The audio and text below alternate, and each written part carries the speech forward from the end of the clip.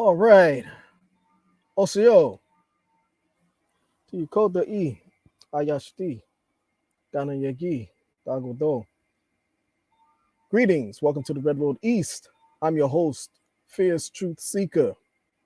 The Red Road East is an indigenous TV program dedicated to archiving and preserving the history, legacy, and culture of the original peoples of the Americas east of the Mississippi River and the Caribbean. So, today, this evening, we are honoring Native American Heritage Month, and we're going to be blessed with someone who many of you are familiar with, as well as talking about other related topics. And we are going to be talking about honoring a particular tribe, the history of that tribe in honor of Native American Heritage Month. And before we bring our guest on, I'm going to bring on my co-hosts. Okay. So, and my co-host, Firebird Grey Wolf, and Godmother, who you all are very familiar with, and also Strong Bear Woman, who you all are familiar with as well. You can unmute your mics, ladies. You want to say anything before we bring the guest on? Greetings to everyone. Happy Native American Month. It's a pleasure of being here with my godson and my great sister, Strong Bear Woman, Chickahominy Nation. Strong Bear Woman. She might have walked away from the computer. But anyway, we're not going to delay any further because the time is moving and we want to bring our guest on. And we're going to be about 45 minutes to an hour. We'll say about an hour. Okay. So I know it's Friday and, people want to go party and, everything like that. So yeah, without further ado, we're going to bring on a distinguished guest. He has a long resume and bio. He is a chief. He's also a Reiki master, and he's also the 5 fingers of death, the Bruce Leroy, and all of that rolled up into one, and I'm gonna bring the chief on. Chief Lovell. Yes. Chwan, Tanaka, Bruce Leroy, huh? I know you remember that. Yeah. I wish I did have the glow. Who's the master? Show us the master. Hey, you know what? He probably avoided something not going out with Vanity. Yeah. That's ugly. That's ugly. Sorry. Oh man.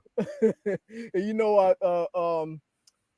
The villain, sure enough, that I'm not sure if you're aware of it, but his father was an indigenous person. No, I didn't know. Yeah, Chief Blackhawk. Really? Yeah, Firebird definitely knows him. The late Chief, he made transition a few years ago. Okay. Yeah, but yeah, his father was he was a martial artist, a known martial artist. If he knows Jerry Eagle Feather, he might know. Yeah, that was Jerry his Eagle Feather's father. Yeah. Okay. I connected now. I know what you're talking about. Okay. Yeah. Yep. I know exactly what you're talking about now. Yep. Yep. So Good yeah. stuff, man. Oh yeah. Oh yeah. It's a small world out there in the martial arts world, but it's a really rigid community too, because people will rip you apart, not physically, just with the mouths. You know, there's a guy I can't recall his name. He came out, I think, in the 70s, maybe 80s, and he was claiming an American Indian martial arts, had on the leather and the fringes and all of that. The Yeah, guy I was know who you're just talking about. yeah, it was Kempo. It was all he was doing was Kempo. So it's like he just repackaged it, you know, repackaged Kempo with the indigenous rapper, and they tore him apart, man. Mm, Yeah, yeah. I mean, if you're getting out there, you got the Kichita up in Canada. You know, that's indigenous martial arts. You got the Apache knife fighters. There's a couple of them out there in the Arizona area. Um, then you have the Seminoles down in Florida. They have a martial arts school. I think they practice some of the Asian arts, but they mix in some of the indigenous stuff into that as well. And then what we have with the Thunderbird Warrior Society, ATASA, we're coming with indigenous martial arts concepts. You know, and I think I was speaking to you about that before. Mhm. It's not something like from some kind of mystical scroll or something that I found in a cave or down on the beach and dug it up in a time capsule. Nothing like that. This is something from experience as a fifth degree and a practitioner in multiple arts, and Mhm. also learning from another fifth degree who actually trains um, in the different various military special forces, not just the SEALs, but also in the Army and you know, different branches. And he's a primitive living expert, and you know, he has a deep resume as well. He helped me with formulating, putting everything together from a scientific perspective, testing to see what works, you know, that rabbit stick, you know, how many yards do you have to be away from the rabbit in order to have an effective kill? You know, if you're trying to get you Mm, some food or something, like, you know, scientific stuff. So it's the wow. concepts. And what I like to tell people, especially especially rigid minded people here, the same way you break an arm in Africa, the same way you break an arm in China or Japan or anywhere else, your arm can only bend so many different, you know, you only have a few movements. Mhm. So if I'm able to get your arm in a certain position, and I torque it and I bend your elbow the way it's not supposed to break, then it doesn't matter what part of the planet you're on, your arm is going to break. You know, so what makes everything different is the philosophy, ideology, the culture, all that stuff makes for a unique art. You know, I mean, it's a lot of history and culture and all of that into it. So it's interesting and it's Mm, evolving because one of the things I love is it's outgrowing me as other folks are involved, other people with colorful backgrounds are helping it evolve. So it's outgrowing me. You know, I just put the footprint, the seed out there, and now it's growing. So I'm excited about it. mm. Wow. Yeah, shout out to Gerald Exposito. Yeah, he was at the parade. This brother came all the way from Miami. Oh wow, Oh, hi, Yeah, Gerald. nice, man. Creator Nice bless. trip. yeah. Real trooper. For real. You have some corrections of spelling of the tribe. Fierce. Someone's asking you to correct it. Oh, okay. Let's see here. That's probably our historian. He's on it. So Oh, okay. if I Yeah, miss yeah, if I, I co- miss it, I copied it from what Chief Seku sent me, so we'll have to I guess talk to is it in the chat? They said I mean, I said Chief Seku. I'm bugging. I'm bugging. I Chief, am the quiet Chief. one says, good evening. The correct name of the tribe is the Cape Fear Band of pronounce it for me, Chief. Yeah. I made Skarure. yeah, I made a mistake. I said Chief Secretary. I meant to say Oh, it's all Chief good. Pierce. Yeah. It's all good. And I'll break down the name and everything because it's confusing. People ask about it, and we never heard of that before. So, that'd actually be a good entry, to explain the name. Yeah. So let me see here. Give me 1 second. Let me see if I could change it on here. Let's see. Give me 1 second. Edit. If you I'll do it right now. when you change it, would you have Chief pronounce it for me? Because I'm doing audio taping of the show as well. Oh yeah. Okay, yeah, it's no problem at all. Okay. Give me 1 second. Let's see here. Okay. Give me the correct spelling. Cape, fear, Mm-hmm. CAPE, fear, FEAR. Mm-hmm.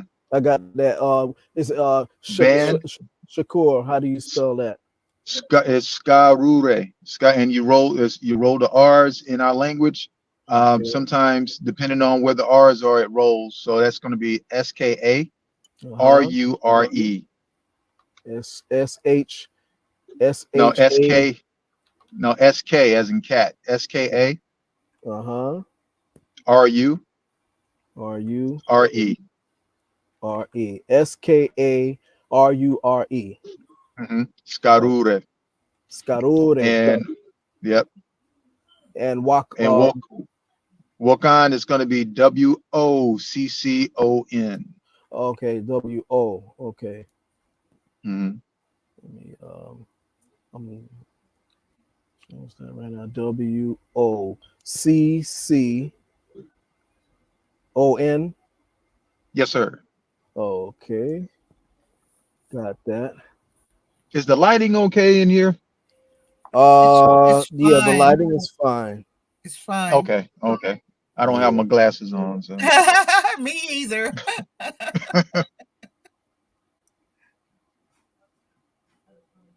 Okay. Yeah, I got it now. I They got it want now. you to correct it on the flyer and the title. Yeah, well, the flyer I can't do right now, but I'll do that Okay. later. Just But on the title, I can do that right now.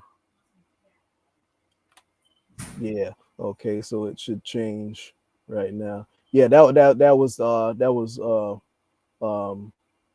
that was my fault there. It was actually I think it was a typo. Yeah. Okay, so we got it. all right. So it should is it does it show on the video now the correct spelling? It should have changed over. I don't see anything in the comments. No. I'm talking about. Okay, let me look. Yeah, I see. It did change on the actual title of the video. Yeah, Oh, okay. good. So we're good now. We're good now. All right. So now, Chief. Awesome. Yes, So sir. Chief. Um. So now you are the.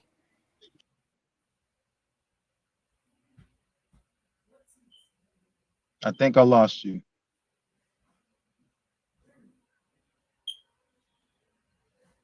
Can you hear me, Chief? Yeah, I Can can you hear hear you me? now. Can you hear me? Okay. I You lost back. Pierce. Can you hear me? Okay.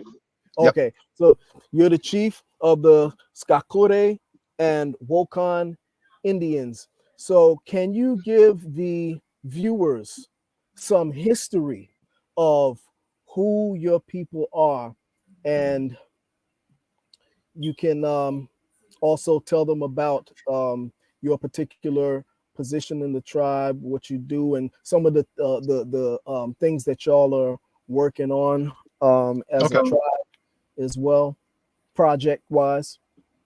Okay. Um, Skarure is basically how most people call us Tuscarora, but in our language is Skarure.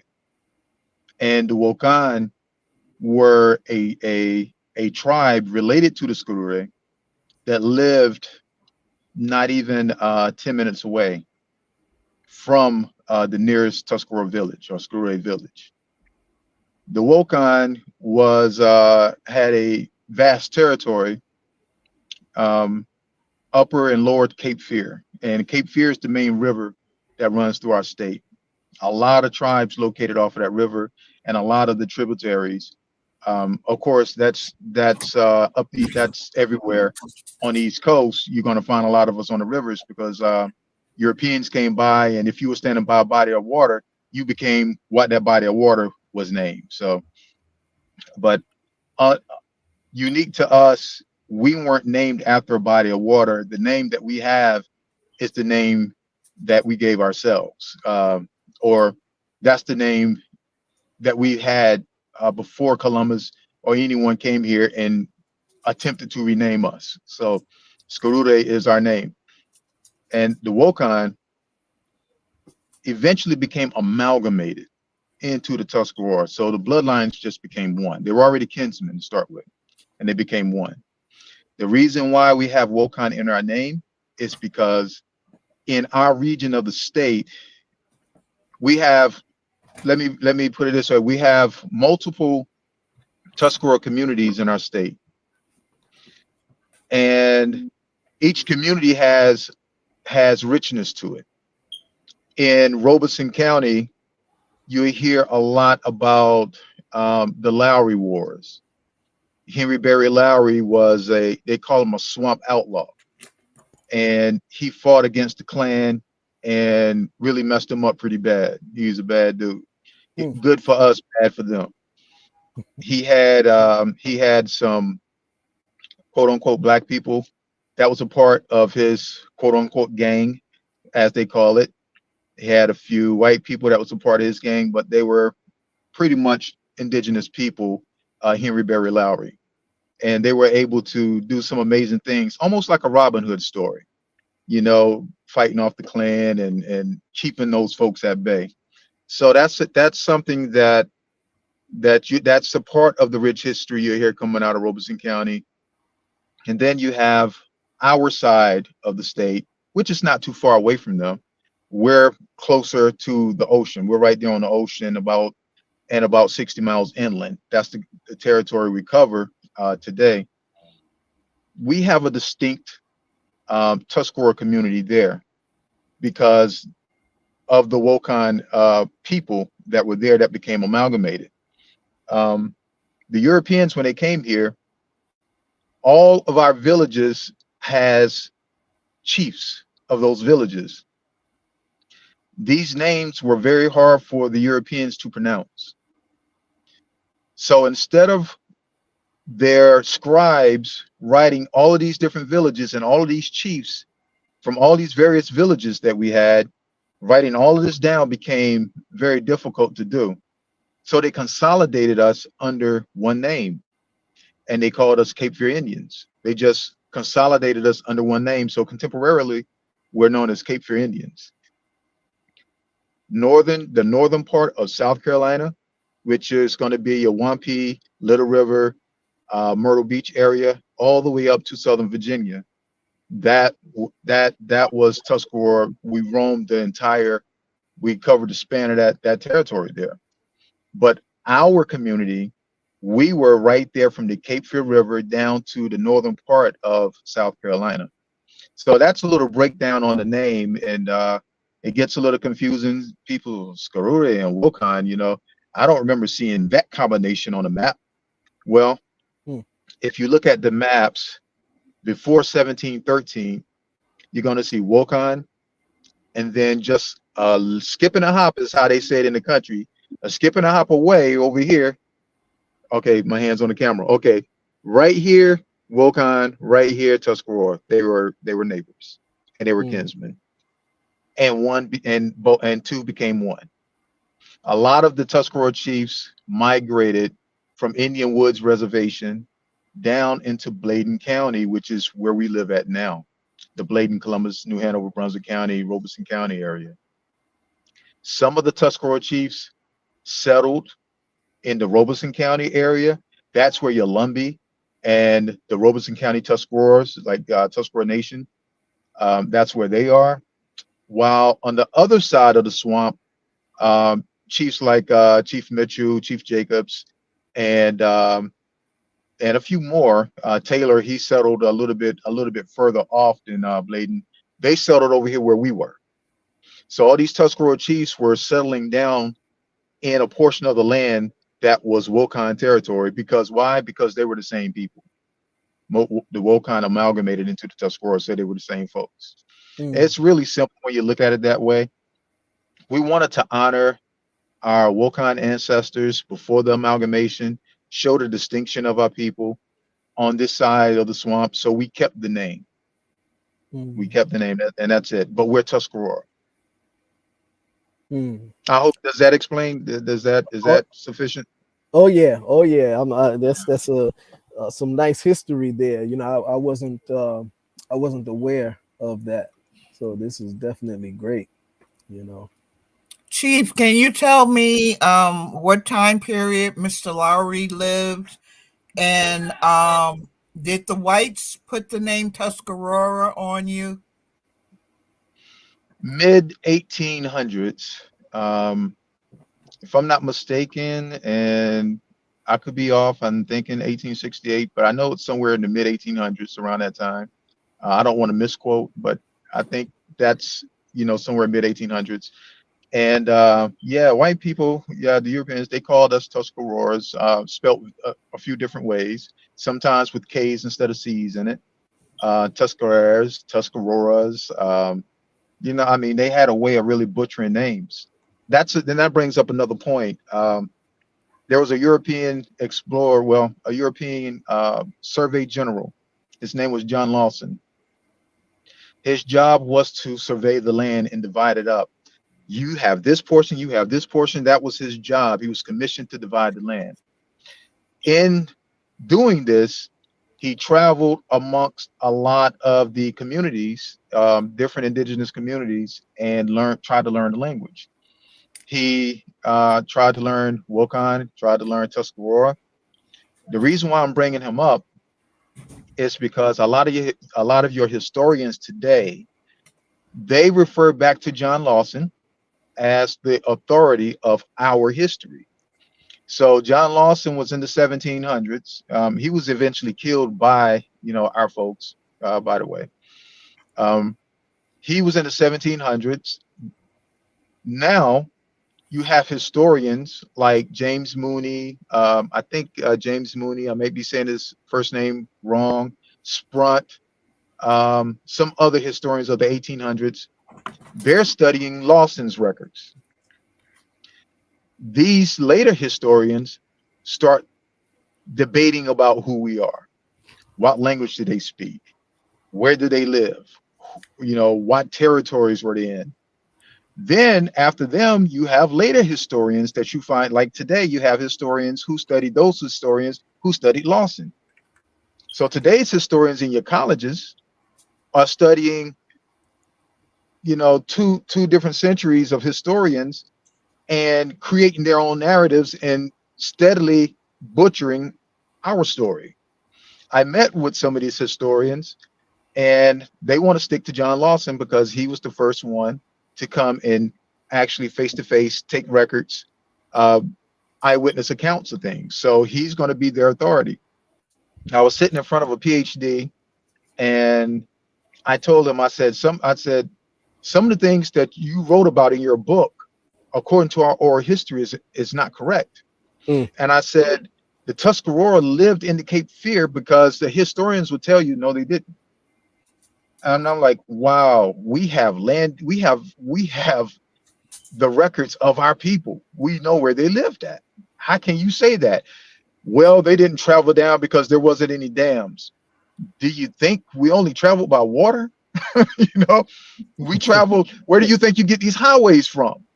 mm, But they want to stick to their story. And like this one historian, PhD, he's been on PBS. He's been on in all these different shows. He has a book. He's a historian in college. He's not going to change his story because he's already committed. mm. But we're telling our story because only we can tell who we are. There's even people right here that don't know how deep the rabbit hole goes when you're looking into our history because of people playing Indian police today. Yeah. buying into this. Yeah, this is it is the epitome of craziness. People trying to police you when you're just trying to be who you are. My elder and cousin, who is pipe carrier for the Tuscarora people in his 70s, and he's not the only elder. A few of these elders have already passed who I sat with. And there's another elder in his 80s, left North Carolina and moved up to Canada, and he's living up there now. Sat and taught me a lot of things that you hear me speak about. They teach me, and then I look up, and not that I'm trying to prove them wrong, but I'm a researcher. So Mm-hmm. I want to find out and see if I can find it in the text, some of the things that they're talking about and teaching me about. Some of the things you can and some of the things you can't. Um, it's not meant for everything to be in books. Mm. And that's the reason why our history is intact. If it was left to be in paper, 100% of our history was in paper. Listen, I got there's probably over 60 courthouses, the records department that mysteriously caught on fire during the Revolutionary War in those record departments. It wasn't Mm. only our history that was destroyed, but it definitely was some of our history that was destroyed, but it also impacted some of the colonial folks there, uh, when you had the North and South fighting each other. So there was a lot of things that has gone missing. Some of it on purpose, some of it actually by accident. Some of it was by accident. Fortunately, we have family historians and elders, and they know who the families are. I've sat and I've learned from a lot of our family historians, and they taught me well because I don't mind being a student. In order to lead, you got to be able to follow. If you want to That's be a it. good leader, you got to be a good student. These people who look at chief, with the chest poked out, you know, that's just a lot of work. You're a Mm-hmm. servant, and you're working for the people. The Great Law of Peace, when it speaks about chiefs, it talks about you being a servant. Mm-hmm. You That's know, right. it, the Great Law of Peace causes you to do a lot of reflection, looking at yourself within to see if you're moving with it right, the correct way, because you can be removed from that if you're not. Mm-hmm. A chief is not a permanent position. Clan mother can remove you if That's you're not right. moving right. So I mean, yeah, it's Indian police, man. It's crazy. All these different things out there, but I'm gonna go ahead and pass the feather back to you. Yeah. Okay. You said, was it Mr. Lawson that was murdered by your people, or Yes. what were the reasons that led up to him being murdered? Would you know? Was it because Well, of attitude or? I've heard different people say the ultimate disrespect. Hmm. Um, the Graffer was allowed to live, but Lawson wasn't.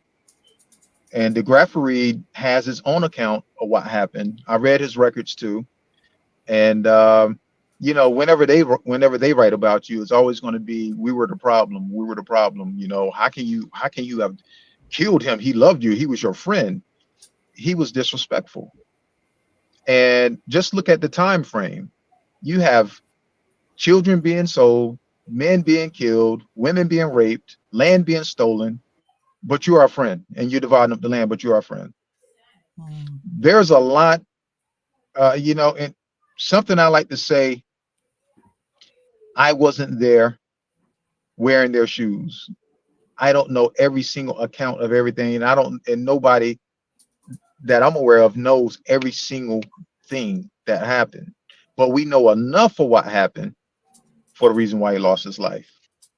They were murdering us, selling us, enslaving us, and in many parts of the world, that's enough for you to lose your life.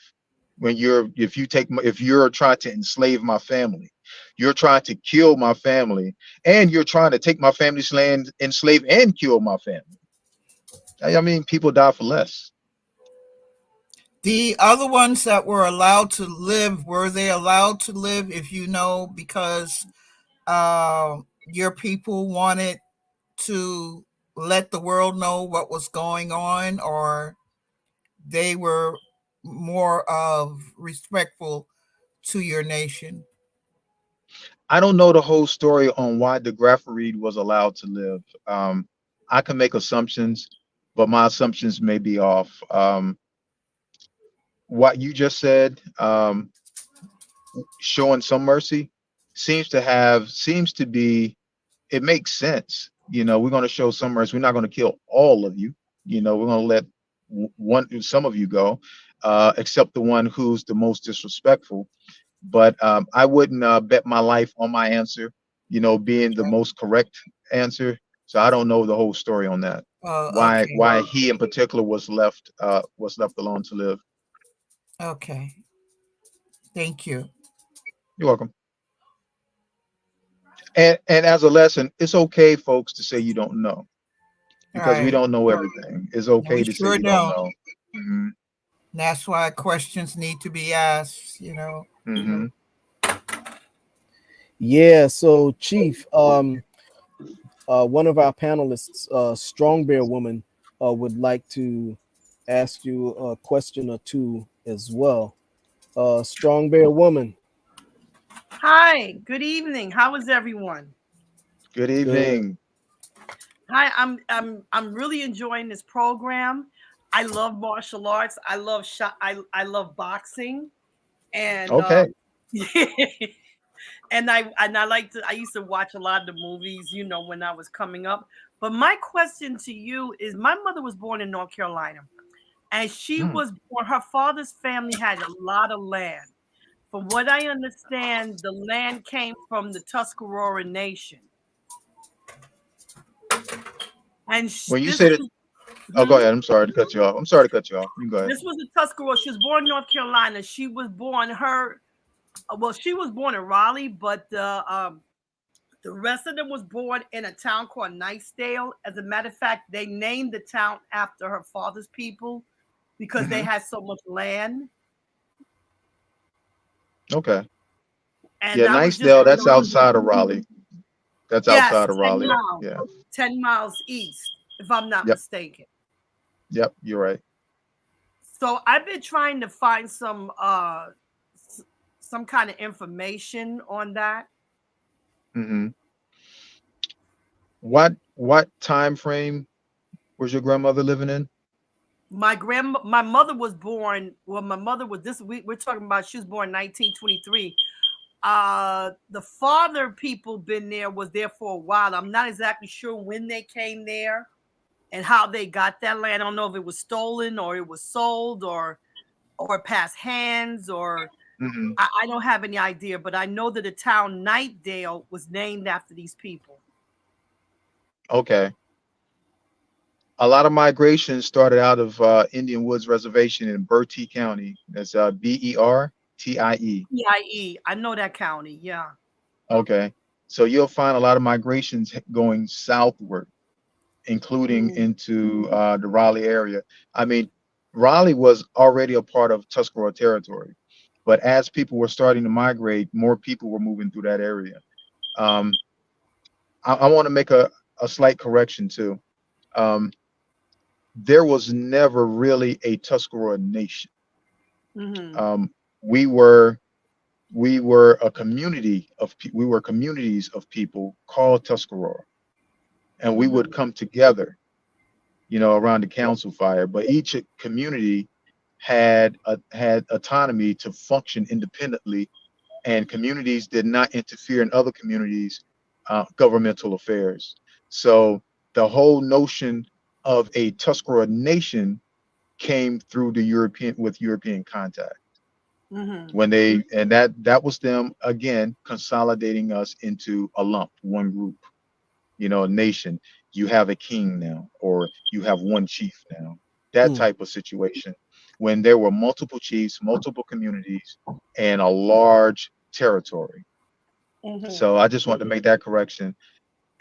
If I were you, I would start with the land records, the land deeds of Bertie County.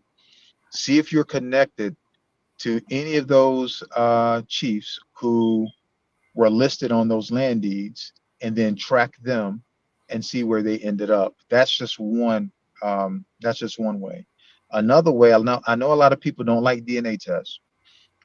DNA will show you relatives. You know, it's really Yep, good for showing you who your cousins are.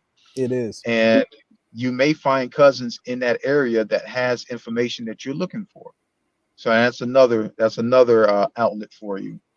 Then start looking at track your grandparents through the census and seeing. I don't know how far you can go back, but troubleshoot it by going back as far as you can, tracking your grandparents through um, marriage licenses, birth certificates, death certificates, marriage licenses, and so forth, and just see where that rabbit hole takes you. More than likely, somebody that you're connected to probably has some of the information that you're looking for, which is very Mhm. valuable when you're dealing with ancestry. And then on ancestry, people have huge trees with a lot of information in it if they're willing to share that information with you. So you may have to message them because there's a lot of weirdos out there too.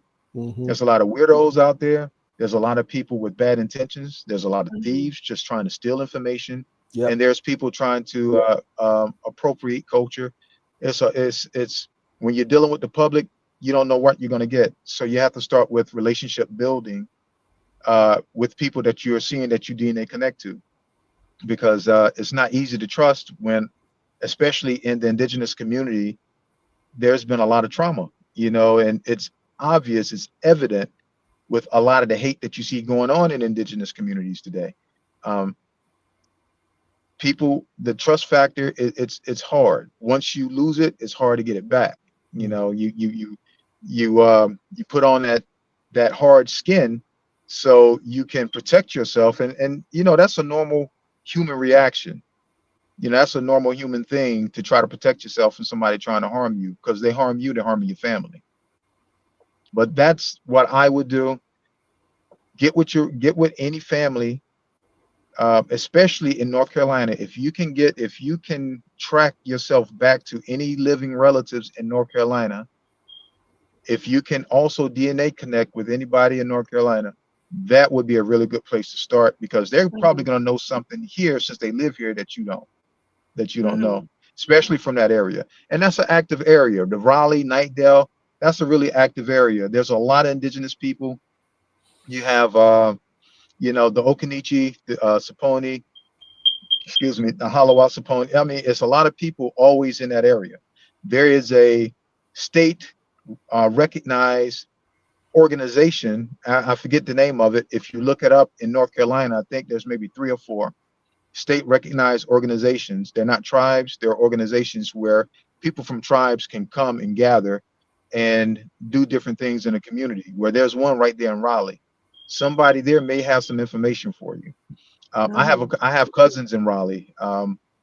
If you can contact me off air, and maybe I get permission from them, I can connect you with a few people up that way who might know a little bit of information what you're looking for. But definitely try to census DNA and do some backtracking. Troubleshoot. Okay, I've been looking. We've been looking. It's been kind of hard because Hmm. my great grandmother was born in Forsyth County, North Carolina, and my great grandfather was born Rowan. They call it Rowan. I think that's how they pronounce it. Rowan County, North Carolina. So I don't Okay. know how they. I don't know how they got to. I don't know how they got to Charles. I don't know how they got there because they neither one of them was born in that area. Yeah. You'll be surprised when there's a dollar sign on your head. Yeah, you move a lot. When it Yeah. comes to Tuscarora, Tuscarora people they wanted us exterminated. This came from the governor. They wanted us exterminated. Didn't want us in North Carolina. They just wanted us dead. South Carolina said if they caught us down there trying to rescue any of our people, they would kill us on the spot. So it was very dangerous to be us. I mean, we're up today. We're upright. The different communities are out professing, proclaiming. They're proud of their heritage. But there was one point in history where it was very dangerous to be us. And many times our ancestors, they kept that stuff to themselves and hidden, because if you would have said the wrong thing, you'd have been murdered. I mean, think of the land. There's a lot of land that the Tuscarora pretty much controlled in commerce. And that was a huge issue with the colonial governments that settled here. Their whole purpose of coming here was to take that from us, John Lawson, the Surveyor General, and give it to them, take it for themselves.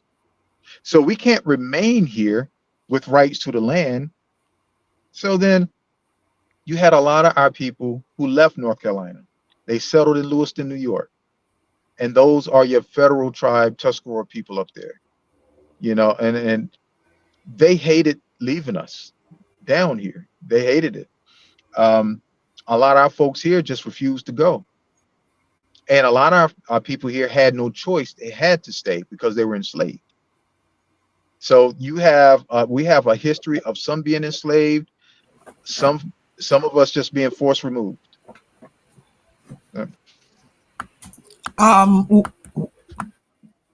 One question Awanasa wants to know from Chief: did your nations have problems interacting with Africans being indentured or in servitude during that time period?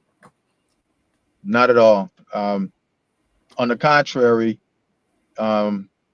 we complemented each other. We created maroon communities in the Great Dismal Swamp, which is on the border of Virginia and North Carolina. So that's in another northern part of the state. And we had maroon communities in the southern part of the state. So in the northern part, you had the Great Dismal Swamp, and in the southern part, you had the Great Pocassin, or as it's called today, the Green Swamp. And there was maroon communities out there. The records will tell you, if you look at the records, it tells you, it reads about Africans and Indians, for the lack of, I know a lot of people hold you hostage to using the word Indian or native and all that, but we're just having a conversation. I'm not in court. So, if I say native, don't put the shackles on me just because I said native. So you had these different communities fighting together. They had the same pain, the same oppressors. They had the same issues. They both lived off the land. It was a compliment. But then you had to factor the Irish Scot into that too, because then they became a part of those communities as well.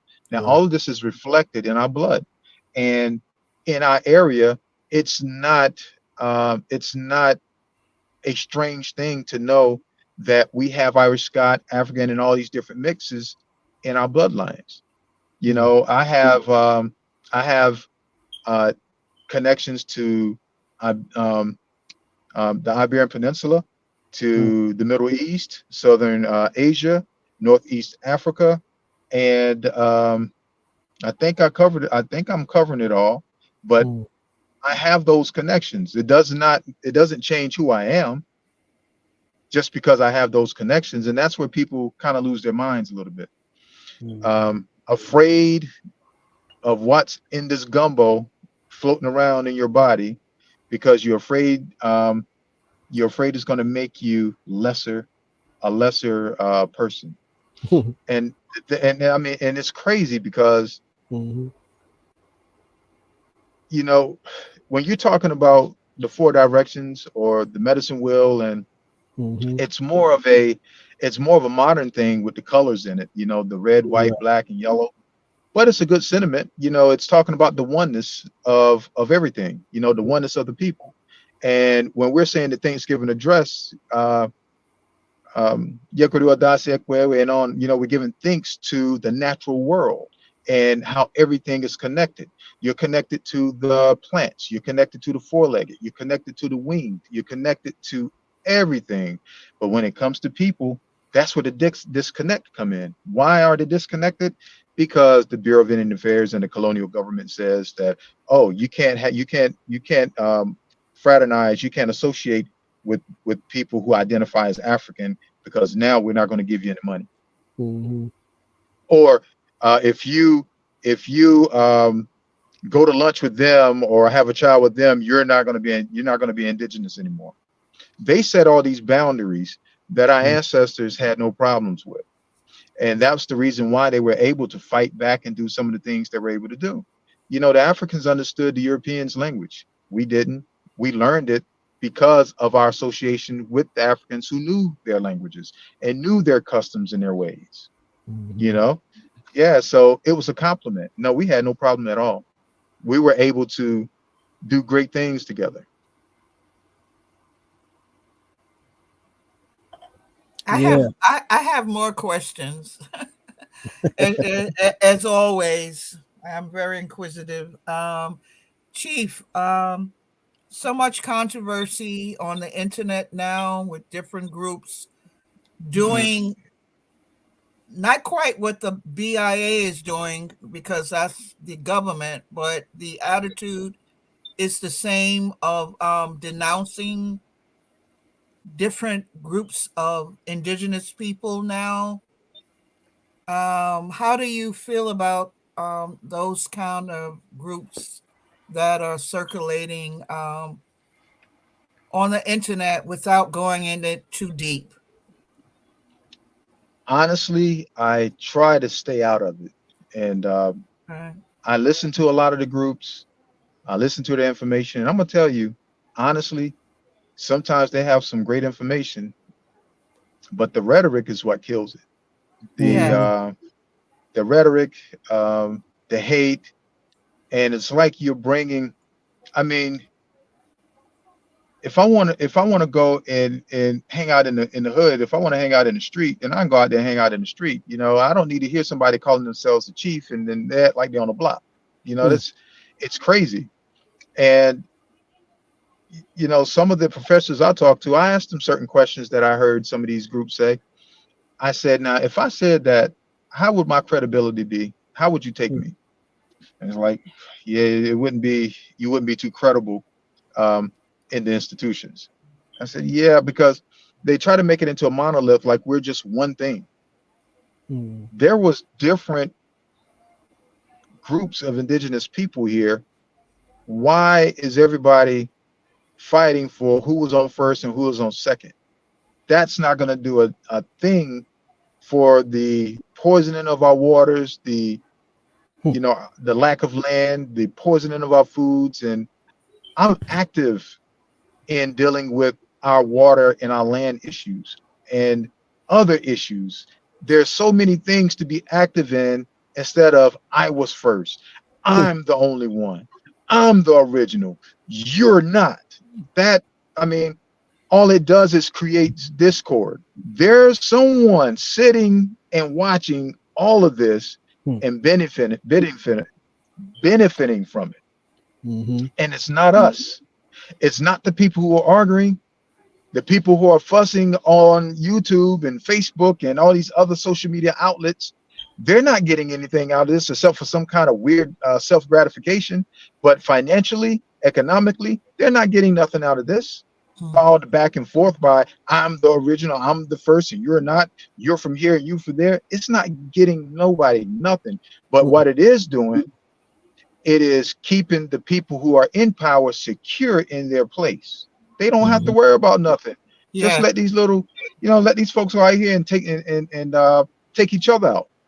Right. So Exactly. so I try to stay out of that. I was just today, we had a massacre. Everybody's familiar with the Tulsa massacre. Yeah. Mhm. I want all of the listeners to look up Wilmington on fire. It is the only state and government sanctioned takeover in the United States history that happened in 1898 in Wilmington, North Carolina, when the Democratic Party and all of its followers, because at that time the Democrats were Klan, Yes. Yes. Yep. openly Klan, right? Yes. Right. Yes. Right. Yeah. They came in because Wilmington was a Wall Street. And a lot of the people who fled Wilmington went to Durham, which became the next Wall Street. But Wilmington had newspapers, had all kinds of things. We know about Charlotte being the Charlotte being the largest metro area in North Carolina, and then the Raleigh Durham Research Triangle Park, being right there with it. Wilmington was the largest and most successful city in the state. at that time. But then they came in and they massacred all of our people. So we had an event today all week long, the 1898 commemoration of what happened of the massacre and all of the descendants. So they it's going to be on PBS, by the way. I Oh, wasn't aware great. that yeah, and Mm. I wasn't aware that the news were out there until I got home and my mom said, "Hey, you were on the news and your aunt seen you on the news." I said, really? And I That's said, "Okay." awesome. Um, but yeah, you had there was a lady, a rabbi, lady out there. You had a Yoruba person out there. You had another someone practicing some type of African spirituality. You had an imam out there, a couple of Christian preachers, and then you had the indigenous folks out there. So they wanted to make it. They wanted to give a cover all ends because our families don't practice the same thing. So they wanted to cover all aspects and show the unity in the community. And it was a lot of white people out there, even descendants of some of the people who were participating in the massacre, that were disgusted with what their forefathers did to ours in Wilmington. They murdered, and a lot of our people had to flee out of Wilmington, and some of our families still stayed there under this colonial power. So it's the only state sanctioned, only government sanctioned takeover in United States history, 1898. It set the tone for a lot of the other massacres like Tulsa and stuff that happened throughout the country after Mm. this happened here. These were poor white farmers that couldn't stand these free people of color flourishing, having businesses, being in government, being senators and so forth. They couldn't stand it. So they came in and they murdered everybody. Mm. Hmm. Mhm. So Where that's where that's can where we're spending our time at. That's I'm sorry, Clan Mother, but real quick, we have so much history and so yeah. much damage control to do. I don't have time to get on the internet and talk to people about, well, I was here first. That takes precedent over my family getting murdered. you know, don't have time for that. Well, why it's important to me is because a lot of people want to learn the truth without Mhm, listening to these groups, and you have so much information to share on the history of your people. And I would also mention the African connection. mhm. And now people are making believe Africa had nothing to do with anyone in America. It never existed, you know, but you have documentation that can help a lot of people that want to know that history. Where Mhm. can those people and myself find some of this history of the Tuscarora and the African connection, as well as the massacre you just spoke of? Where can we get this knowledge? Wilmington is very rich with culture. Um, I mean, it's nothing to walk around and see people out on the streets with drums and things. It's always something going on. So it's a lot of people there willing to teach. So I'm gonna throw out a few things for the listeners. If you look up Sokoto House, Sokoto House, you can speak to Vance Williams or Brother Abdullah, and they can give you a pretty rich breakdown. You can go to my channel, Wide Awake Radio, and I'm gonna be doing a show Sunday, and I'm gonna have some of the women from our community, different cousins of mine, speaking about the massacre that took place. But one of my cousins actually has a verified African connection that she was talking to me about.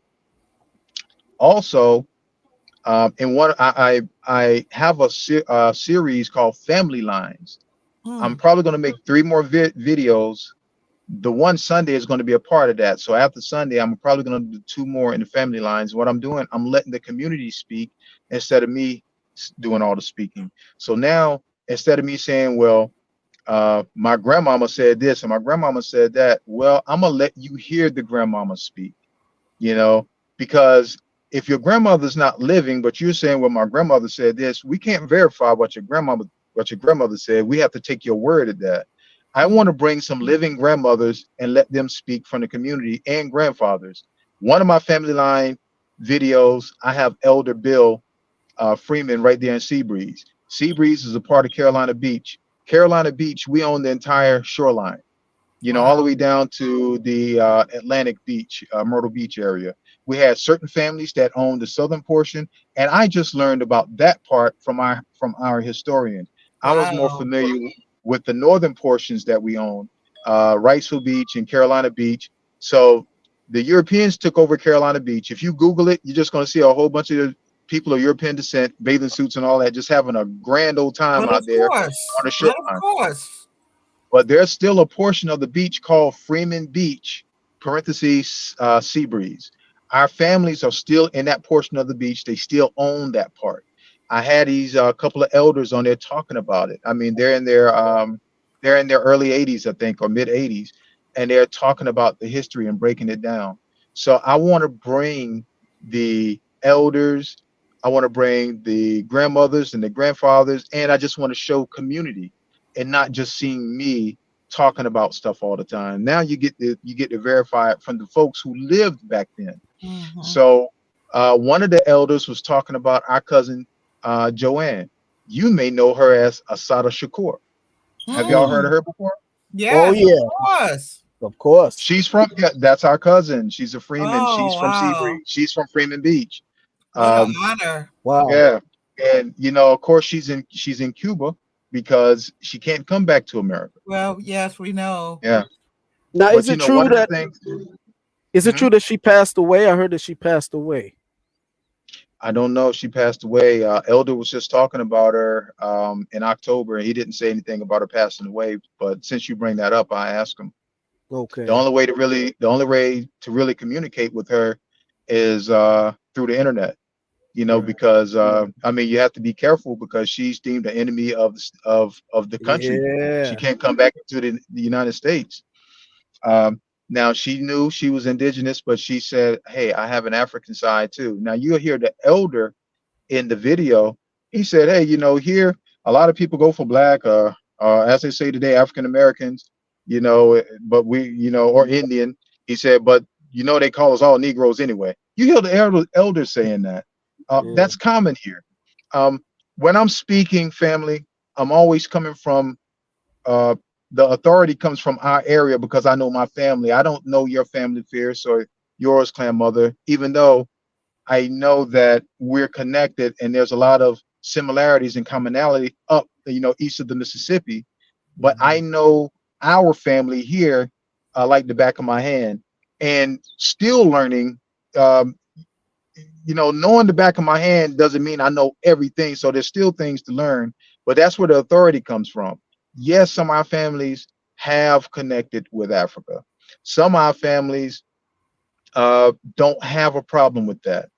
The only families I see really having a problem with that are those who are seeking federal recognition. I Those wish are the them ones I luck. really see that have problems with that. And unfortunately, that's because of the standards that the government set. If you have Hmm. a drop of black blood, then you know that's a disqualifier. So back in the 60s, they were drawing a line and saying separating the communities because if you associate with anyone, and you may not have any recent African ancestry at all. And that's something else. I'll get into that in a second. You may not have any recent African ancestry, but if you claim that you're black, that's enough to disqualify you. So I can't associate with you if you're claiming that. If you're living in that area and that's called a black community, I can't associate with that community because I'm trying to be recognized by the state and by the federal government. So I can't associate. Hmm. That's that's a war tactic that was imposed on us to divide our families, and it is still lasting to today. I Very was true. gonna try to explain something else. I forgot. It'll come back to me.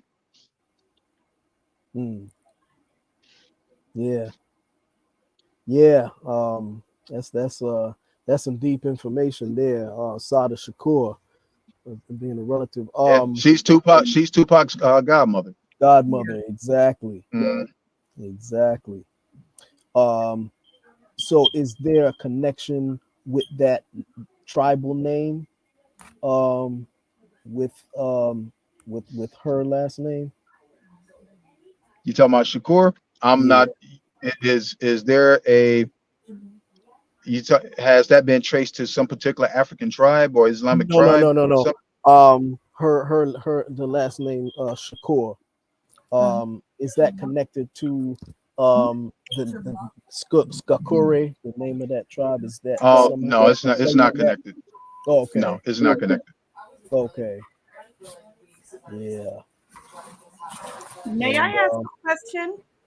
sure. This is still on the line of Sada Shakur. I read her aunt's autobiography, Toby, Evelyn, can you bring me something to drink? and inadmissible evidence. That's the name of the book. I was under the impression that her people lost the land through fraudulent, means of Europeans. That her mother and father lost the land, and I know that the case went up to the Supreme Court. And Evelyn said that she had, well, the whole thing, it was like she said she had never tried a case, Hmm. and everything got kind of like misconstrued, and I think they had a statute of limitations, and it was past the statute of limitations, and where I understood it was that they lost their land because There's people in still her family, there's oh go ahead. because people in her family, when the whites came to buy the land, it was heir property, and all of them were supposed to sign off on it. And some of her sisters and brothers signed off on it. So it was fraudulent, ways that they lost, that the whole thing kind of got tied up in the court system. And Evelyn Williams was trying to fight Hmm. to keep the land because they were saying they didn't have no right to sell it because not all the brothers and sisters had signed the land to be sold. And from what I understand of the book is that they lost their land. There's families right there, and I'm gonna tell you why. The cousin who lives there right now, why she said. Actually, she moved away. Her dad is still there. Mm-hmm. Um, for a long time, people have been fighting over the land. I mean, in recent times, within the last couple of years, on WWAY and WECT News, who owns Carolina Beach? That was the heading. People, they have been pushing our families out of the area for a long time, and it's still happening now. A lot of the land that you may be reading about, the losing of the land, people selling their land, they're being coerced. There's racism behind closed doors that they're not talking about on the news, but only the community knows about. And Mm-hmm. they're educating me on that now because I can't say much because there's things that we're working on right now uh, concerning that. But there's a lot of racism. Racism is alive and well. Uh, when I talked about the 1898 massacre, those people, a lot of those descendants, yeah, we had descendants out there at the event today who didn't like what their ancestors did, but you better believe, trust and believe, there's even more that relish and are proud of the takeover. Yeah. Hmm. This is evident through them not teaching anything about this in school, by them covering up names. There was a whole highway called Niggerhead Road Mm. Mm-mm. where they were beheading our family for our family and sticking their heads on posts to deter anybody from wanting to raise up with their chest out. You better get your behind. You better put your head down, or you're Mm. gonna be just like that. And then from across the river, you can see the heads on. They lined up Niggerhead Road. They talk about the blood rolling down Market Street all the way down to the river. And then you have, when you cross over the river, now you're leaving New Hanover into Brunswick County. You have a long road called Mount Misery Oh, Road. It was given that name for a reason. And then along this, you had all these rice plantations. That's when they started bringing a lot of the Gullah up here to help and man those fields, out there. So the Gullah, they're active. I mean, they're mostly active in Georgia and down in South Carolina. But yeah, they do have a place here as well because they were definitely on some of these rice plantations. The history here is, I mean, they don't want us, they want us to go away. Like I said, they wish we'd have just died off. But like a professor said today at the event, she was quoting, how did that go? They thought we were gone, but we were just seeds. Mm. We were seeds. And I forget the quote, but y'all probably seen a meme or something like that. I cannot forget, but it was definitely touching when she said it. Basically, the whole premise behind what she said is you can't kill us all. You can't. No, it'll never happen. It'll never happen. We're too large for that. Our passion is too hot and too fiery for that. We don't have to pick up guns and all that kind of stuff, even though we know how to use them. I mean, we had so many people in the 60s show you how they can get things done without going to war. I mean, people always talk about going to war. Do you really think you can go to war with this government? This is a military complex that we live in. They police the world. Yes. They're specialized in that. You're going to pick up and go to war with them? There's a different type of war. The war of intellect, economic, commerce, it's not all bullets and bombs. Right. And people talking like that, you got to be aware of people like that. Are you somebody that's planted in here to stir up something, to get something happen, to get, that all this stuff, it might sound like sci-fi, but these things really happen. Yeah. Asada could tell you about that. In reality, wars are for economics. Exactly. Exactly. Exactly. And we're not going nowhere. We're not going to. We have too much to do. We have too many people counting on us. And when I say we, because there's so many more of us, look at, fauna. When each nation in fauna, they're doing wonderful things. I know y'all keep up with Turtle Gang, War Turtle. He's amazing when it comes with the things that he right.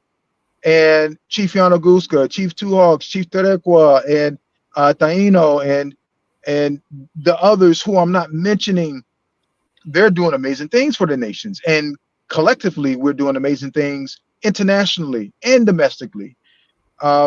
If you're on social media, go to Fauna's social media page.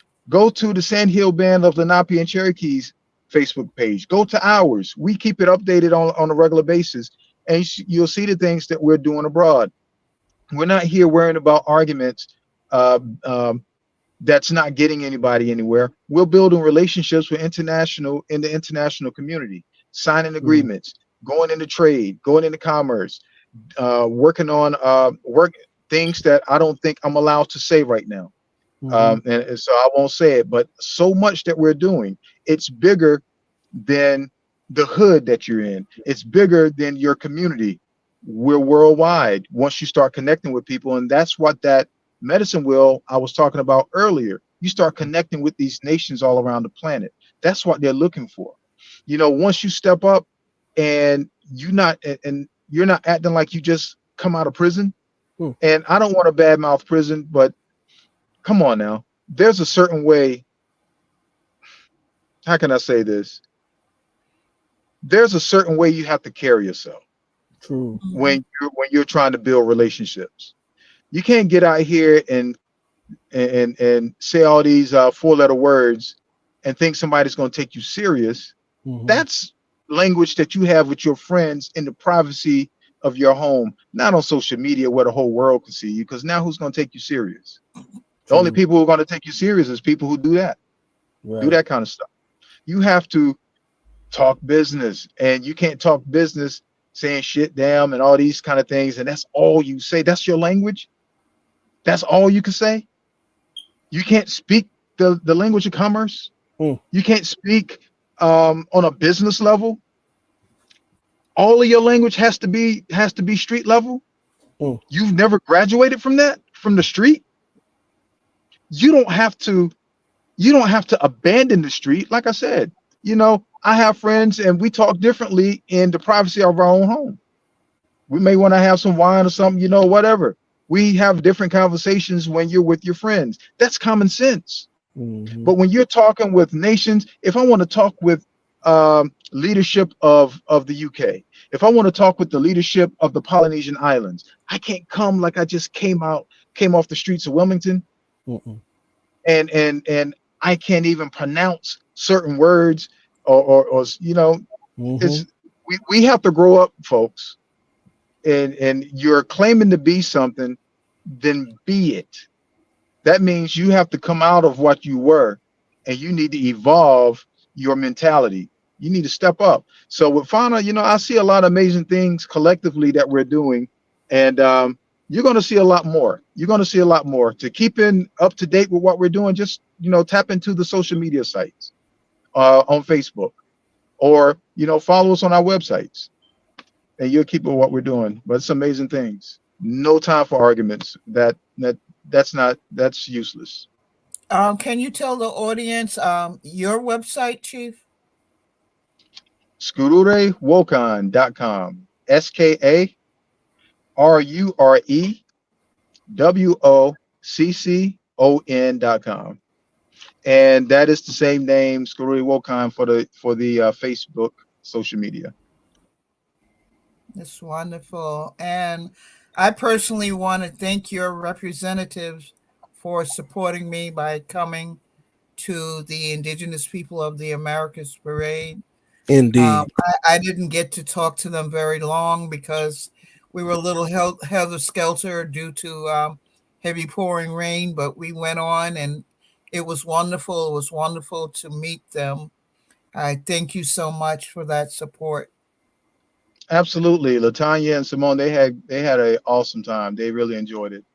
And we're going to talk maybe about doing an exhibition 2024. I know we talked about that before. Yeah, Fierce, you could fill the audience in about that. Yes, so as I was telling you all, or should we just keep that should we keep that on the hush hush for now until we're gonna keep that on the hush hush. Keep the suspense. Well, I'm looking forward to it, that's for sure. We're growing by leaps and bounds. It's just wonderful. And I must have great organizers. Strong Bear Woman. Thank you. Yeah, Strong Bear Woman looking like she wants to say something. Oh my God, she's not called Strong Bear Woman for no reason. That's true. She's awesome. She's looking like she wants to say something. You want to say something, Strong Bear Woman? Strong Bear Woman, you looking like I'm trying to hold myself up because I ordered some smothered turkey wings, and I just had some.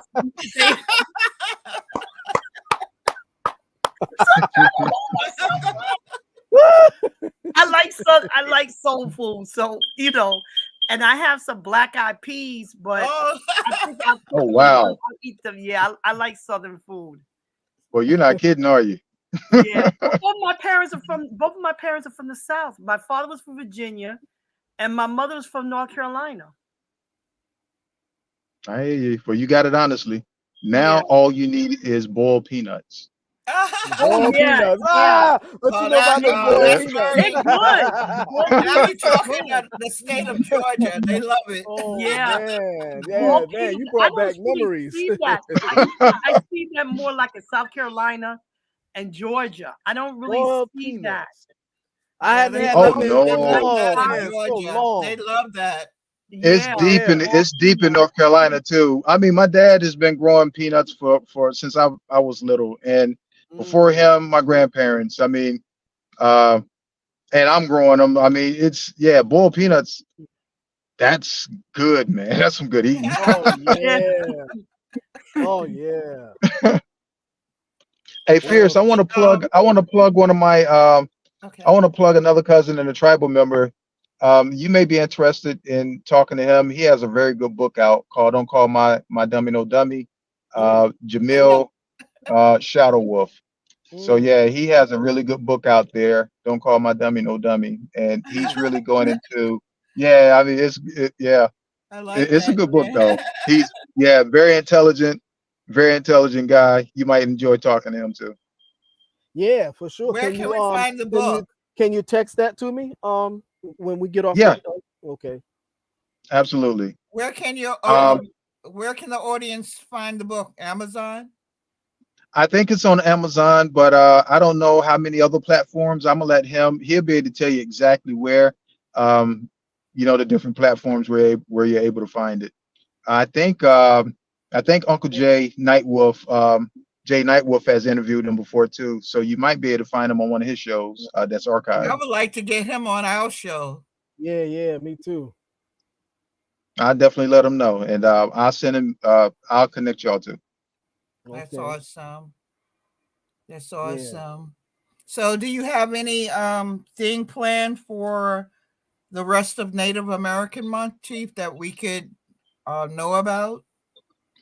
I think well, just hanging out with the family. We're gonna go to Charlotte, where my sister Blue Feather's at, and a lot of the family's gathering there. I mean, I lived in Charlotte for about 22 years before I moved back home where I grew up at.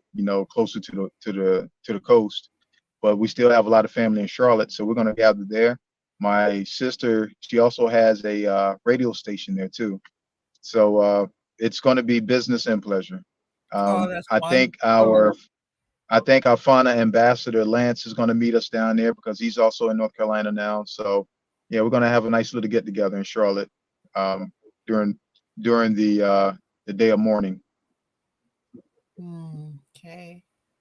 The day of And that's mourning. about Oh yeah, Mm, yeah. I mean, yeah. it's thanks for them. We have a whole different Thanksgiving, and that's when we're giving thanks to the natural world. Mhm. What I spoke about earlier. It has nothing to do with the Mhm. gobble gobble turkey day. Right. But we do use that day since it is a federal holiday. Well, hey, it's a perfect time for the families to get together because you don't have to worry about going to work. So we'll just gather and get together. We basically use the opportunity to fellowship. But as far as the holiday itself, that's nah, that's not our holiday. Mm-mm. Mine either. Yeah, exactly. You know. Yeah. But yeah, man, I thank you, Chief, for coming on the show. And I appreciate again, you allowing me to come on. oh yeah, anytime, man. And we have to definitely have you back on the show soon, you know, as well as your cousin who wrote the book, you know. Yes, sir. Yeah. And definitely thanks to your representatives that came to the parade, you know. Um, just briefly, because I know, people have to go and everything, but just briefly, can can you talk about um, uh, um, how what your people told you in terms of their experience at the parade? Oh yeah, yeah, yeah. But Tanya says she had a great time just seeing the diversity. Um, I'm gonna tell you, not a lot of words. Her The biggest thing she said is, "I had so much fun." So yeah, and I seen her, I seen Simone, and they were just having a ball there. So yeah, um, all of everything that they could have said is summed up in, "I've had so much fun. I'm going back." That's awesome. That makes me Yeah, feel so good because it was buckets yeah. and buckets of rain, and Oh man. everybody just was determined to do it, and it was wonderful. I thank you all so much. Hmm. For real. I appreciate you going through everything you had to do to make this happen. I can imagine it wasn't easy, but you all pulled it off, and it's continuing. And I think I mentioned this to you before. This is going to outlive all of us. The way Yeah. that you're structuring it, the people you have in your circle, it's going to continue. So the Amen. grandkids and on, they will experience this when we're not even here because of all Mm, the work that you're putting in now. Thank you so much. yeah. Well, without you all, I couldn't have done it. You know, we have to unify and appreciate each other's efforts. Yep. That's right. That's right. Yeah, because it's it's bigger than all of us. Um, and you definitely, I know you, Firebird, have been trying to make this happen for decades. I remember over 20 years ago you talking about this here. And finally it's come to Hmm. fruition. And I'm aware of it. I'm aware of your haters. The people want you to fall on your face. We all have them. You Yes. know, Mhm. the more they try to hate us, the more miserable their lives become. Yeah, they hate themselves. Hmm. We could kind of Exactly. unify and do things together, but Exactly. some spirits are not down with that. So you go on and do the best you can, and it's happening. I just got even more good news. So it's their loss, Chief. That's right. Yeah. Yeah. I tell people it's just room for everybody to shine. That's a big parade. All those banners, all those tribes. That's something that everybody should be a part of. Right. It's a time when people should put their differences aside and come for to come to celebrate the culture. Put your differences aside, come for that day, celebrate the culture, then go back to hating each other. You think exactly like me. You, I always say one day of peace. One One day of day. Right. Oh yeah. that's, yeah. That I think exactly the same way. Hmm. Well, I Oh know Fierce man. and I. We want to before we let you go. We want to try to look towards the future of coming down in your territory with you and do some good things. We're both filmmakers, and we would like to come down and fellowship and do a documentary. Hopefully this year coming. I would love that. That would be awesome. Oh man, that And would be bring great. Strong Bear Woman with us. With Yeah. her Yes, soul. yes. She gonna be looking for that soul food. Hey, I tell you what, I'll bring you some more peanuts. Oh man. I'll have the Ger- peanuts ready for you. Fierce, Yeah, they have Gerald some said sauce. Indigenous Freight was definitely fun. Yeah, it was Yeah, so I put, nice I to put the meet him. I put the comment up there. Yeah. Yeah, thank you, Yeah. Gerald. Yep. Thanks, Gerald. Yeah. But yeah, them boiled peanuts, man. I'm telling you, once you try those boiled peanuts, oh man. Yeah, back in the Yeah. days, man, we grew up on that because I grew up partially in Georgia. Yeah, We they used love Oh that in wow. Georgia too. yeah, we used to tear those things up. Oh yeah. People don't Yeah. know. I heard I think it was my brother-in-law, my sister's husband, because he's from Chicago. And if he's watching this video, if my sister's watching this video, sorry if I'm misquoting, sis. But I think he said being a nut is not supposed to be wet. He can't eat a but he's from Chicago, so he's not used to boiled peanuts. Because boiled peanuts are wet. Yeah. You put the peanuts in a pot, you boil the water, put your salt in it and all that kind of stuff. So when you're cracking it open, some of the peanuts are juicy. They're wet. Hmm. Uh, Yeah, it's you have to taste it to down here, really buddy. appreciate it, man. I mean, talking about it, it's you got to Yeah. taste it. but most people are just used to the dry peanut, so they can't really fathom, a boiled peanut. But Yeah. it's really good.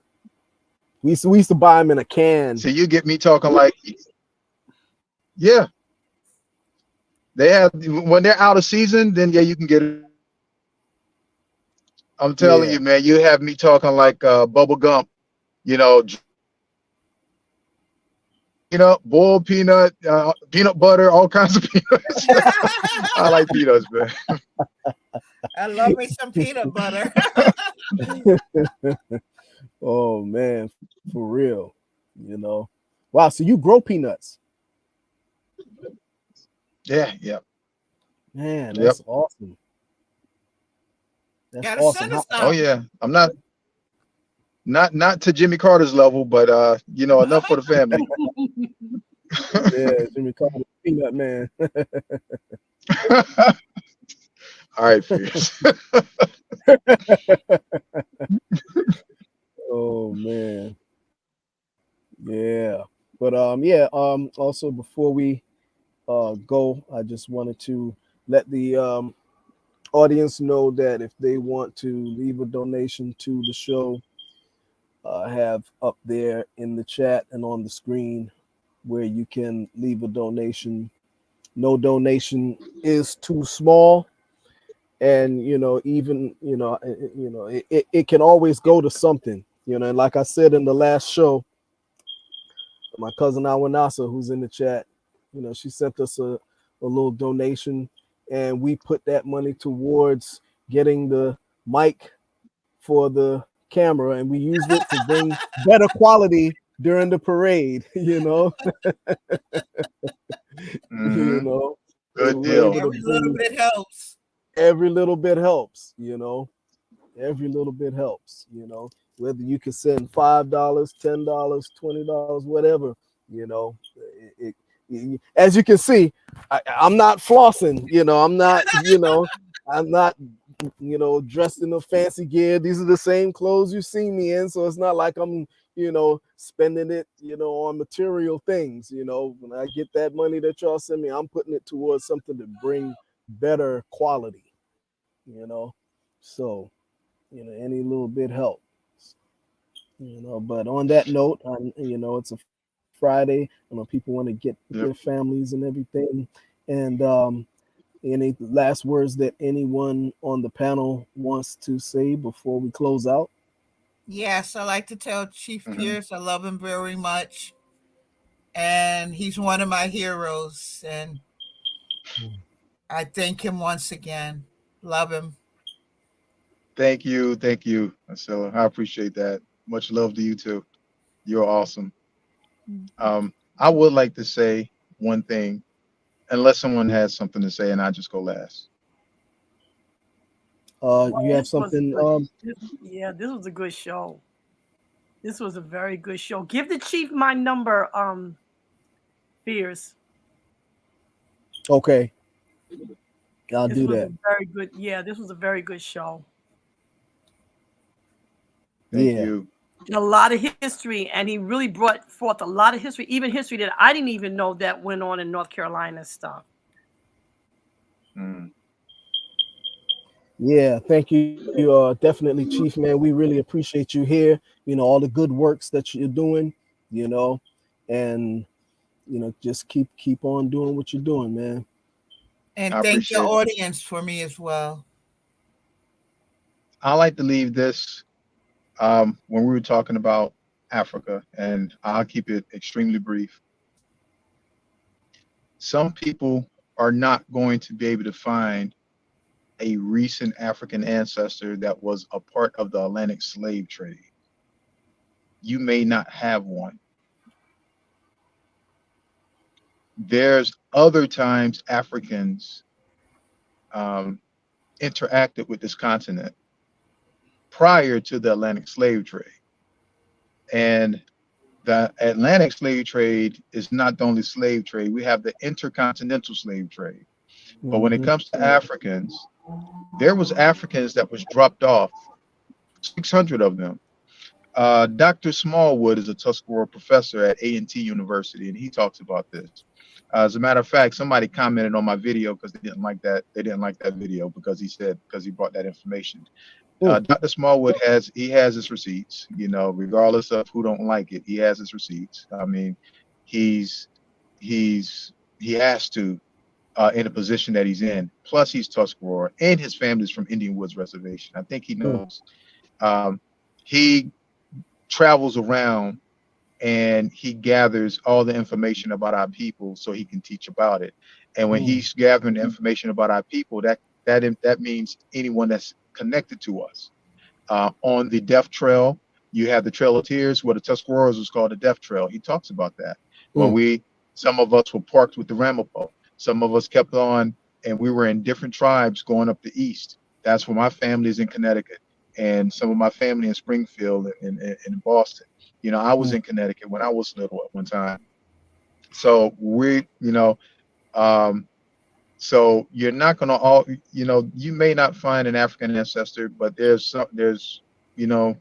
say that never happened.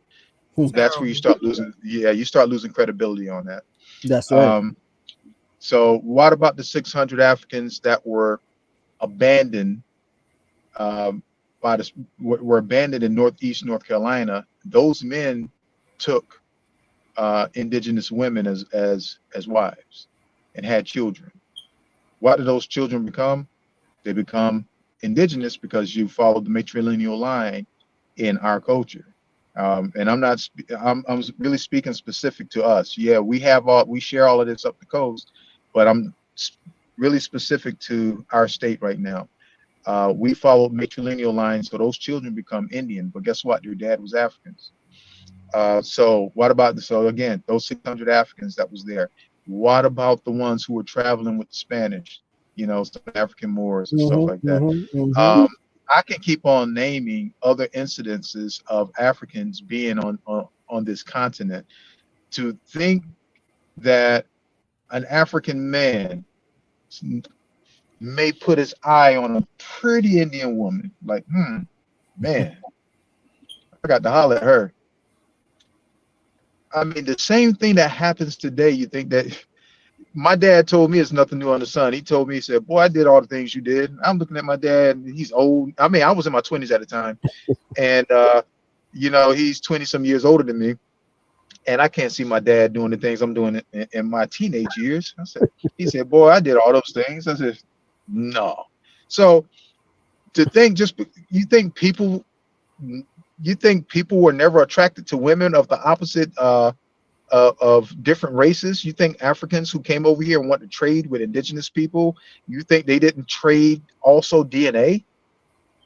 Exactly. I mean, you got to be realistic on this stuff, man. All this, you're that and I'm this and there's no mixing. That's European philosophy and ideologies that you're promoting, the same stuff you say you hate and that you're supposed to be speaking against. Right. Yeah. This isn't the Daughters of the Dust based in North Carolina. The story. Daughters of the Dust. Gosh, you're gonna have to bring me up on that one. I That, remember the name. that was from the 90s. It was about the Gullah and the Geechee. Yeah, South Carolina. Yes. Oh, the Carolinas, right? Well, it shows you Cherokee guy in love with a African girl. Right. Mm-hmm. I mean, racists, that's what they do. I mean, the Maroon communities is a blueprint of what happened hundreds of years before that happened. Right. People, when they're together in close proximity, things happen. You might creep at night and tomorrow you got a baby. And, you can't help that. So, yeah, to be so rigid. It is what it is, but to be so rigid and say, oh, there's absolutely no African. Well, it may not be the African who was in the belly of a ship, but guess what? Bet you got some from a different time period. We definitely got the Europeans. African and what about the Africans who were in Europe? Yeah. What about the Africans who were in Europe? Yeah, so you got the European DNA, then you may have some of the African DNA that was in Europe and from Europe to America. I mean, it's all kinds of traveling back and forth and mixing between the continents. To just say no, there's absolutely none. Yeah, you know, I have a problem with that. So, Yeah, I but do it's a too. problem. It's a problem that I just rather not. I don't engage. You know, I have a problem with it, but you know what? It's a problem I keep to myself. I don't engage with folks because I got other more productive things to do. And I just want to throw that out. Uh, Try to not if you're going to evolve, if you're going to grow, and if you're going to leave a legacy for your family, you want to rethink some of your thinking patterns at this point. I know a lot of us are people are calling you out of what you are. I think a lot of this stuff that I hear in the Aboriginal community, and yeah, I went on to say the name, is is also trauma based because you have a lot of haters who will tell you that you're a culture vulture, you're still in culture. In some cases that might be true, but in a lot of cases, you know, there's a whole lot of people who look like us who do have indigenous ancestry, but then you take it too far when you start saying, well, I'm the only and you're not. Now you're Yeah, creating problems. You're terrible. creating problems at that point.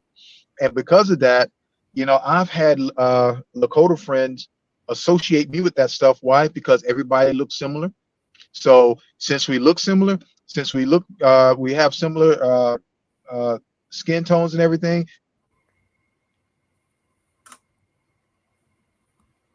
Ooh. I think he froze. Just automatically associated me with that stuff. So yeah, fierce and um, Gerald wants to know, Chief. I'm sorry, I don't mean to cut you off. Gerald no, wants you're to fine. know, how did the 600 get here? Do you know? They came over on a ship with the Europeans, but then the Europeans had to get out of here and they left them. If Oh, you go, yeah, they abandoned them. If you yeah. go to my channel and look for Dr. Smallwood's video, he's going into detail on that, so you can actually hear it from a professor talking about it. I'd like to get him on this show too. Yeah, that's good.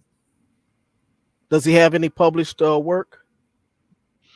Yes, he does. He does. He has published work. He has a lot of videos on YouTube. He doesn't have a channel, but people are always interviewing him. If you look up North Carolina genealogy on YouTube, you'll pull up some of his videos on there where they're interviewing him on that platform as well. Mm, He teaches at A&T University, so yeah, you can try to reach out to him that way. He's usually a busy guy because he's always traveling and gathering and teaching, so he's usually busy. But he does have a passion for teaching this stuff and teaching it the way it's supposed to be taught instead of trying to make it into something for a particular, for a particular reason. There's no need to make anything up. You know, it is what it is. Accept what you It are. is what Accept it what is. it is. Right. Right. mm-hmm. That's right. Africa Town still exists. Right, Yeah. right.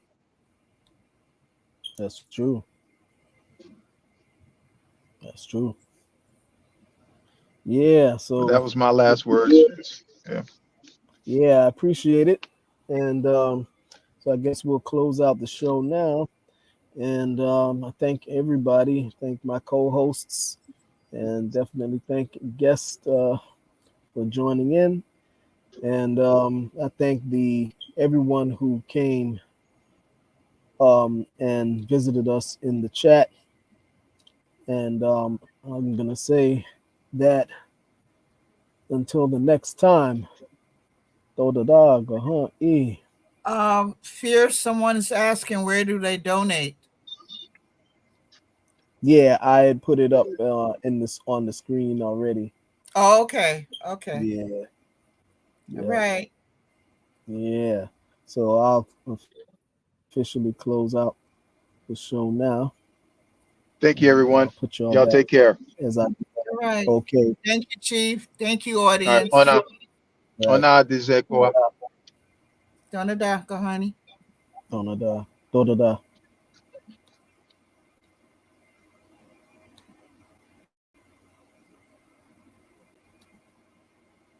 Okay, folks. So that's it, and I thank you all for joining us this evening. Okay, we'll probably go live again tomorrow. Okay, I will announce the time. Just look for it in the community page and also on Facebook. All right. And yeah, it was a blast. So until the next time, da da da gaha e.